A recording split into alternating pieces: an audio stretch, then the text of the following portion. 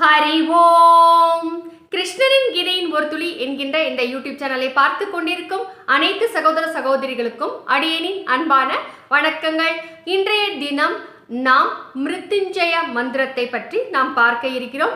அந்த மந்திரத்தை ஏன் சொல்ல வேண்டும், எதற்காக சொல்ல வேண்டும், அந்த மந்திரத்தின் அருமை பெருமைகள் என்ன என்பதை பற்றியும் மந்திரத்தின் அர்த்தம் என்ன என்பதை பற்றியும் நாம் பார்க்க இருக்கிறோம். ஆகவே இந்த வீடியோ கொஞ்சம் ஸ்கிப் பண்ணாம பாருங்க, அப்பதான் உங்களால முழுசா புரிஞ்சுக்க முடியும். சரிங்களா? பல பேர் மிருத்யுஞ்சய மந்திரத்தை சொன்னாலும் அவங்களுக்கே தெரியாது இந்த மந்திரம் எந்த கடவுளின் மீது கூறப்படுகின்ற மந்திரம் என்று. அதை நான் முதல்ல சொல்றேங்க. சிவபெருமானின் மீது கூறப்படுகின்ற மந்திரம் தான் இந்த மிருத்யுஞ்சய மந்திரம். மிருத்யு என்றால் மரணம் என்று பொருள். ஜெயம் என்றால் ஜெயித்தல். மரணத்தையும் வெல்லும் சக்தி கொண்ட ஹம்சமான சிவபெருமானை வணங்கி சொல்லப்படக்கூடிய மந்திரம் தான் இந்த மிருத்யுஞ்சய மந்திரம்.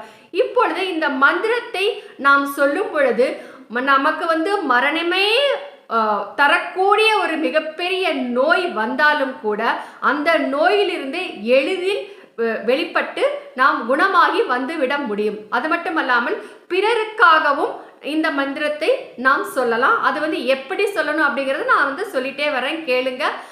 மேலும் இந்த மந்திரத்தை சொன்னா அப்படின்னா நமக்கு மரணமே வராதா அப்படின்னு ஒரு கேள்வி எழலாம். அதற்கு உண்டான அர்த்தம் இது கிடையாதுங்க.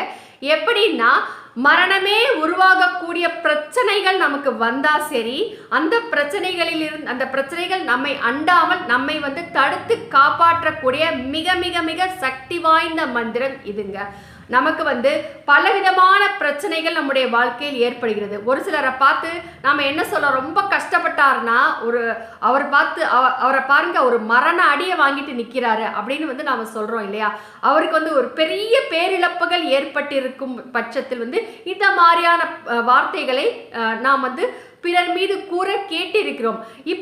இப்படிப்பட்ட பிரச்சனைகள் எல்லாம் எதன் மூலமாக வேண்டுமானாலும் வரலாம். ஒரு உறவினருடைய இழப்பின் மூலமாகவும் அல்லது ஒரு உத்தியோகம், செல்வம் போன்ற எல்லா விஷயங்கள், உறவுகளின் மூலமாக ஏற்படுகின்ற பிரச்சனைகள் இன்று எல்லா விதத்திலும் நம்முடைய மனமானது வேதனை, துன்பம், துயரம், மரண அவஸ்தை அனுபவிக்கிறோம் இல்லையா? அந்த மரண அவஸ்தை ஒரு சிலர் அனுபவிக்கும் பொழுது அவங்க தற்கொலை செய்து கொள்ளக்கூடிய அளவுக்கு அவங்க மனசுல ஒரு மரண அவஸ்தையானது ஏற்படுகிறது. அப்படிப்பட்டவர்களுக்கெல்லாம் இந்த மந்திரம் மிகவும் மன தைரியத்தையும் உற்சாகத்தையும் தன்னம்பிக்கையும் கொடுத்து எழுந்து நின்று தன்னுடைய வாழ்க்கையை எதிர்கொண்டு வாழ செய்யும் சக்தியை கொடுக்கக்கூடிய மந்திரம் இந்த மிருத்யுஞ்சய மந்திரம்ங்க. இப்போ இந்த மந்திரம் எதற்காக எல்லாம் சொல்லலாம் அப்படிங்கிறத நான் சொல்லிட்டேன். இப்பொழுது இந்த மந்திரத்தை நாம் எப்படி சொல்ல வேண்டும் அப்படிங்கிறத நான் சொல்றேன், கேளுங்க. தினமும் காலையில சாமிக்கு முன்னால நின்று 3 முறை மட்டும் சொன்னா போதுங்க. நோய் என்ன, பேய் கூட ஓடி போகும். அவ்வளவு சக்தி வாய்ந்த மந்திரம்.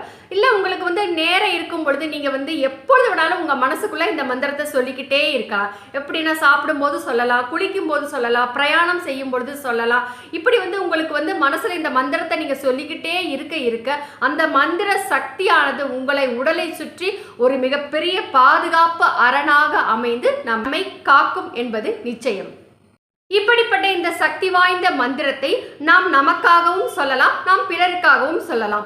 நாம் நமக்காக சொல்லும் பொழுது நாம் சாமி கிட்ட முன்னால இருந்துக்கிட்டு 3 முறை இந்த மந்திரத்தை நம்ம சொல்லலாம்.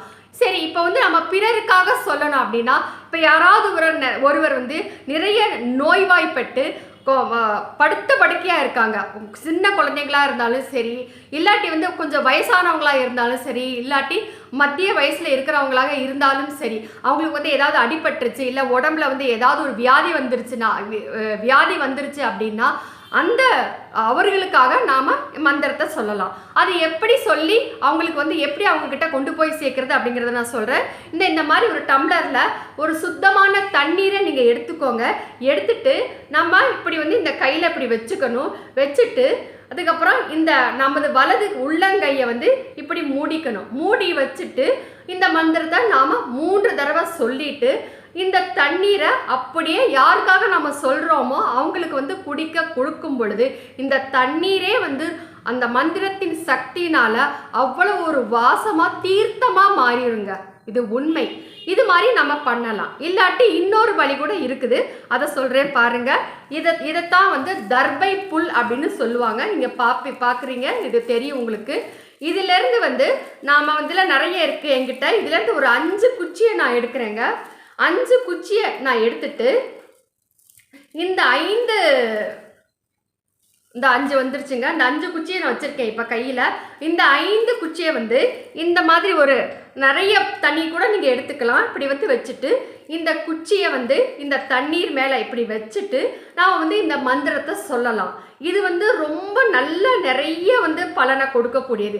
இப்போ வந்து கரண்ட் எப்படி பாஸ் ஆகுறதுக்கு வயர் தேவைப்படுது இல்லையா? கரண்ட் எப்படி இந்த வயர் மூலமாக கரண்ட் பாஸ் ஆகுதோ அதே மாதிரி வந்து நாம் சொல்லப்படுகின்ற மந்திரங்கள் எல்லாம் மிகவும் எளிதாக இந்த தர்பையின் மூலமாக செல்லக்கூடியது.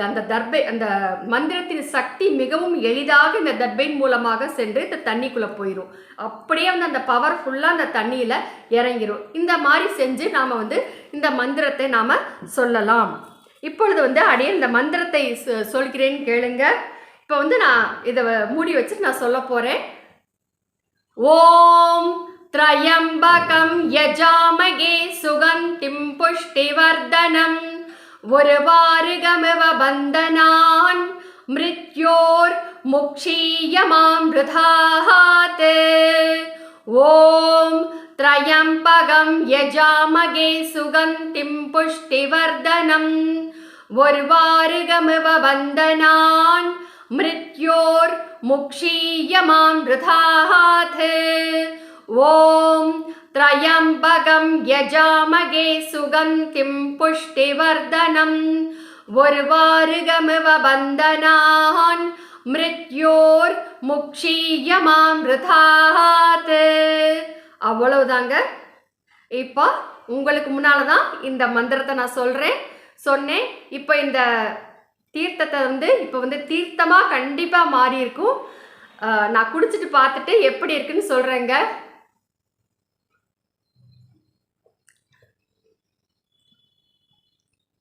ரொம்ப நல்லா இருக்குங்க. இப்போ இந்த மந்திரத்தை சொல்லி நான் தீர்த்தத்தை குடிச்சு பார்த்துட்டு எப்படி இருக்குன்னு சொன்னேன் இல்லையா? இப்போ வந்து நம்ம இந்த மந்திரத்தினுடைய அர்த்தம் என்ன அப்படிங்கிறத நம்ம பார்ப்போம்.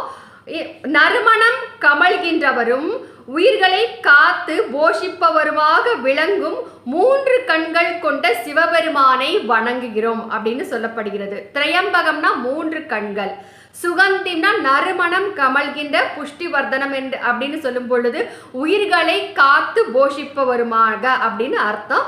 நறுமணம் கமழ்கின்றவரும் உயிர்களை காத்து போஷிப்பவருமாக விளங்கும் 3 கண்கள் கொண்ட சிவபெருமானை வணங்குகிறேன். ஒருவாருகமிவ வந்தனான் அப்படின்னா என்னன்னு பார்ப்போம். கொடியிலிருந்து வெள்ளரி பழம் விடுபடுவதை போன்று மரணத்திலிருந்து விடுவித்து மரணமில்லா பெருவாழ்வை அவர் நமக்கு அளிப்பாராக. மிருத்யோர் முக்ஷீயமாம்ருதாத். அவ்வளவுதாங்க.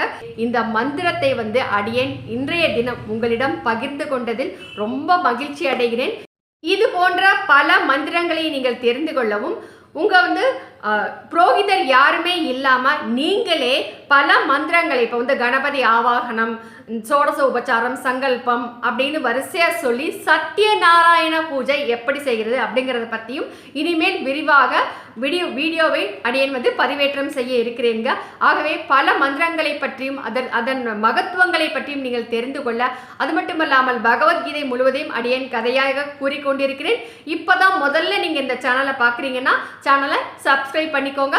இந்த வீடியோவை உங்கள் உறவினர்கள் நண்பர்களுக்கு பகிர்ந்திடும்படி கேட்டுக்கொண்டு விடைபெறும் இவள் தமிழ்நாடு மதுரையில் மதுரை கல்லூரி அருகே ஜீவசமாதி அடைந்துள்ள ஸ்ரீ சிவானந்த சரஸ்வதி சுவாமிகளுடைய பேத்தி ரஜுலா விஜயராகவன். நன்றி.